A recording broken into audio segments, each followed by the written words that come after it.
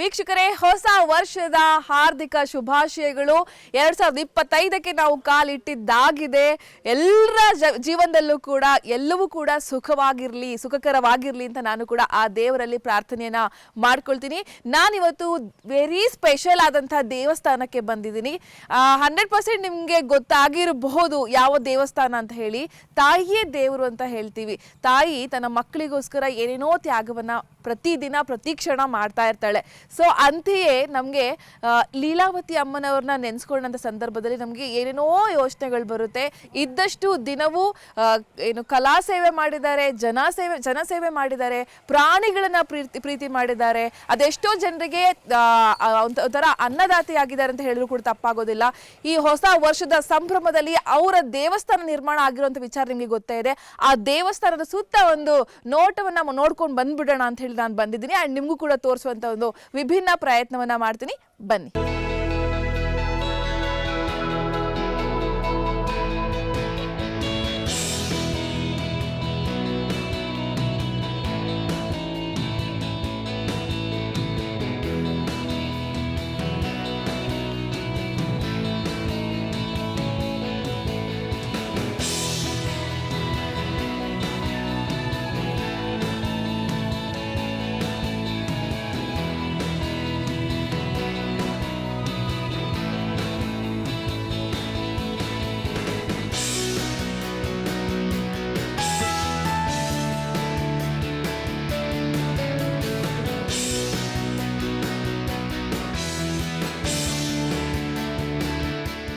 S, ಈ ಹೊಸ ವರ್ಷದ ಈ ಸಂಭ್ರಮದಲ್ಲಿ ನಾನು ನಿಮಗೆ ಒಂದು ಒಳ್ಳೆಯ ಜಾಗಕ್ಕೆ ಬರಬೇಕು ಅಂತ ಅಂದ್ಕೊಂಡಿದ್ದೆ. ಅದು ಅಮ್ಮನವರ ದೇವಸ್ಥಾನ, ಲೀಲಾವತಿ ಅಮ್ಮನವರ ದೇವಸ್ಥಾನ. ನಮಗೂ ಏನು ಖುಷಿಯಪ್ಪ ಅಂತ ಹೇಳಿದ್ರೆ, ನಾವು ಅವರು ಆರೋಗ್ಯವಾಗಿದ್ದಂತಹ ಸಂದರ್ಭದಲ್ಲಿ ಅವ್ರನ್ನ ಮಾತಾಡಿಸಿದ್ದೀವಿ, ಅವ್ರನ್ನ ಸಂದರ್ಶನ ಮಾಡಿದ್ದೀವಿ ಅನ್ನೋ ಒಂದು ಖುಷಿ ಅಂತೂ ನನಗೆ ಖಂಡಿತವಾಗಿಯೂ ಇದೆ.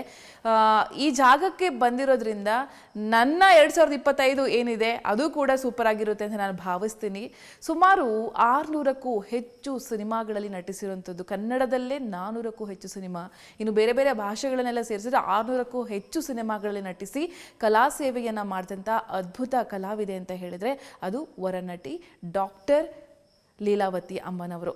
ಸೊ ಈಗ ನಾವು ಅನ್ಕೋತೀವಿ, ಈಗಿನ ಕಾಲದಲ್ಲಿ ಹೇಗಿದೆ ಅಂತ ಹೇಳಿದರೆ, ಮಕ್ಕಳುಗಳು ತನ್ನ ತಂದೆ ತಾಯಿನ ವಯಸ್ಸಾಯಿತು ಅಂತಂದಾಗ ಆಶ್ರಮಕ್ಕೆ ಸೇರಿಸುವಂತಹ ಸಾಕಷ್ಟು ಉದಾಹರಣೆಗಳು ಇತ್ತೀಚಿನ ದಿನಗಳಲ್ಲಿ ಹೆಚ್ಚಾಗ್ತಾ ಹೋಗ್ತಾ ಇದೆ. ಆದರೆ ಇಲ್ಲಿ ಹಂಗಿಲ್ಲ.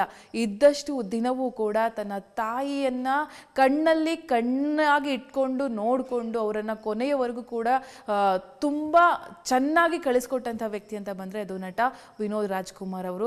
ತುಂಬ ಚೆನ್ನಾಗಿ ತಾಯಿಯನ್ನು ನೋಡ್ಕೊಂಡವರು. ಅವ್ರನ್ನೂ ಕೂಡ ಮಾತನಾಡಿಸ್ತಾ ಹೋಗ್ತೀನಿ ನಾನು. ಈ ದೇವಸ್ಥಾನದ ಬಗ್ಗೆ ಅವ್ರು ಏನೇನು ಹೇಳ್ತಾರೆ ಅಂತ ಕೇಳ್ತಾ ಹೋಗ್ತೀನಿ.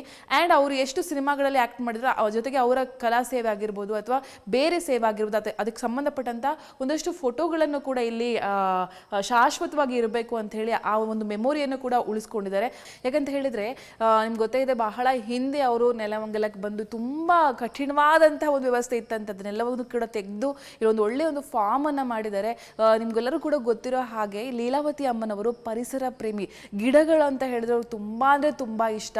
ಅವರ ತೋಟದಲ್ಲಿ ಅವರೇ ತರಕಾರಿಗಳನ್ನು ಬೆಳೀತಾ ಇದ್ರು, ಹಣ್ಣು ಹಂಪಲುಗಳನ್ನು ಬೆಳೀತಾ ಇದ್ರು. ಅವ್ರಿಗೇನು ಬೇಕು ಅದಕ್ಕೆ ಅವ್ರು ಮಾರುಕಟ್ಟೆಗೆ ಹೋಗಿದ್ದ ಉದಾಹರಣೆನೇ ಇಲ್ಲ ಅನ್ನೋದಕ್ಕೆ ಸಂಬಂಧಪಟ್ಟಂಥ ಮಾಹಿತಿಯನ್ನು ಅವ್ರು ನಮಗೆ ಸಂದರ್ಶನ ಸಂದರ್ಭದಲ್ಲಿ ನನ್ನ ಹತ್ರ ಹೇಳ್ಕೊಂಡಿದ್ರು ಅಂತ ಇಲ್ಲಿ ಗಮನಿಸಬಹುದು. ಆ್ಯಂಡ್ ಹೂಗಳಂದರೆ ತುಂಬ ಇಷ್ಟ. ಅವರ ಆ ಫಾರ್ಮ್ ಹೌಸ್ ಏನಿದೆ ಅಲ್ಲಿ ಸುತ್ತವೂ ಕೂಡ ಹೂಗಳು, ಎಲ್ಲ ರೀತಿಯ ಹೂಗಳು, ಹೂವಿನ ಗಿಡಗಳು ಇದೆ. ಅದ್ರ ಜೊತೆ ಮಾತಾಡ್ತಾ ಇದ್ರು, ಅವ್ರ ಜೊತೆ ಗಿಡಗಳ ಜೊತೆ ಅವ್ರು ಟೈಮ್ ಸ್ಪೆಂಡ್ ಮಾಡ್ತಾ ಇದ್ರು ಅನ್ನೋದು ಎಷ್ಟೋ ಜನಕ್ಕೆ ಗೊತ್ತಿಲ್ಲ ಅಂತ ಅನ್ಸುತ್ತೆ. ಅದನ್ನು ಕೂಡ ಅಷ್ಟೇ ಪ್ರೀತಿಯಿಂದ ಕಾಣ್ತಾ ಇದ್ರು. ಪ್ರಾಣಿಗಳಂದ್ರೆ ಅವ್ರಿಗೆ ತುಂಬ ಇಷ್ಟ. ಗಿಡಗಳಾಗಿರ್ಬೋದು, ಜನರ ಜೊತೆ ಇರೋದಾಗಿರ್ಬೋದು, ಇದೆಲ್ಲವೂ ಕೂಡ ಒಂಥರ ವಿಭಿನ್ನವಾದ ವ್ಯಕ್ತಿತ್ವ ಇದ್ದಂತಹ ಒಂದು ಅದ್ಭುತ ಕಲಾವಿದೆ ಅವರು. ಇಲ್ಲಿ ಗಮನಿಸ್ಬೋದು, ಹೂಗಳು ಅವ್ರಿಗೆ ಇಷ್ಟ ಅಂತ ಹೇಳಿ ರೋಸಿನ ಹೂವಿನ ಮೂಲಕ ಅಲಂಕಾರ ಮಾಡಿರೋದಾಗಿರ್ಬೋದು. ಎಲ್ಲವೂ ಕೂಡ ಗಮನಿಸಿದ್ರೆ ನಾನು ಬೇರೆಲ್ಲೂ ಹೋಗಿಲ್ಲ, ಯಾವುದೊಂದು ಬೇರೆಯಾದ ಒಂದು ದೇವಸ್ಥಾನಕ್ಕೆ ಬಂದಂಥ ಅನುಭವ ಖಂಡಿತ ನನಗಿದೆ. ಜಿ ಕನ್ನಡ ನ್ಯೂಸ್ ಈಗ ನಿಮ್ಮ ಮನೆಯಲ್ಲೇ ನೋಡಿ. ಎಲ್ಲ ಕೇಬಲ್ಗಳಲ್ಲಿ ಈಗ ಲಭ್ಯ.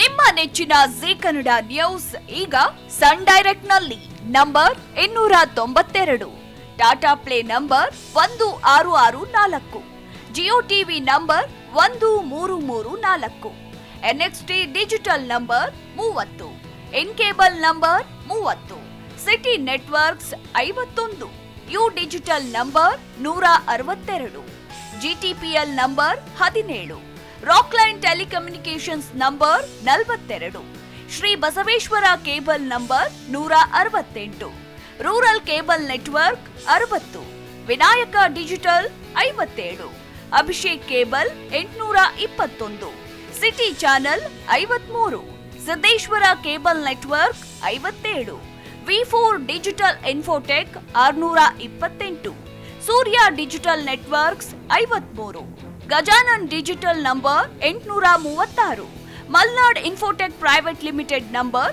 56, Metrocast number 830, Victory Digital number 167ರಲ್ಲಿ ನೋಡಿ ಆನಂದಿಸಿ.